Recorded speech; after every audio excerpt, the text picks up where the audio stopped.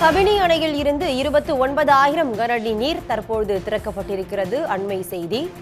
முழு கொள்ளளவு எட்டியதால் அணைக்கு வரும் 4,000 கனஅடி நீர் அப்படியே திறந்து விடப்படுகிறது. இது பற்றி விரிவான தகவலை தர காத்திருக்கிறார் செய்தியாளர் செந்தில்நாதன். மேலதிக விவரங்கள். கர்நாடக மாநிலத்திலிருந்து தமிழகத்திற்கு காவிரியில் திறந்து விடப்படும் நீரின் அளவு 29,000 கன அடியாக அதிகரித்திருக்கிறது. இதற்கு காரணம் இன்று காலை கபினி அணையிலிருந்து 25,000 கன அடி நீர் தொடர்ந்து வெளியேற்றப்பட்டு வருகிறது. மறுபுறம் கபினி அணைக்கு கீழ் உள்ள நுகு என்ற ஒரு சிறிய அணை, அந்த அணையும் தற்பொழுது முழு கொள்ளளவை எட்டியிருக்கும் காரணத்தினால அணைக்கு வரும் 4,000 கன அடி நீர் அவ்வாறே வெளியேற்றப்பட்டு வருகிறது. நுகு அணையும் தனது முழு கொள்ளளவை தற்பொழுது எட்டியிருக்கிறது.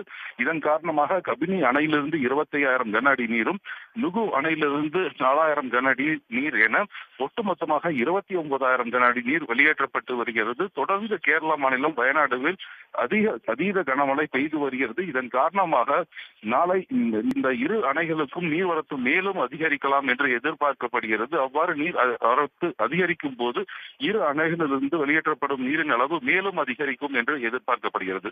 இந்த அதிகப்படியான நீர் வெளியேற்றப்பட்டு வரும் காரணத்தினால இரு அணைகளை சுற்றியுள்ள பல கிராமங்களுக்கு வெள்ள அபாய எச்சரிக்கை விடப்பட்டிருக்கிறது. செந்தில்நாதன், தற்போதைய விவரங்களுக்கு நன்றி.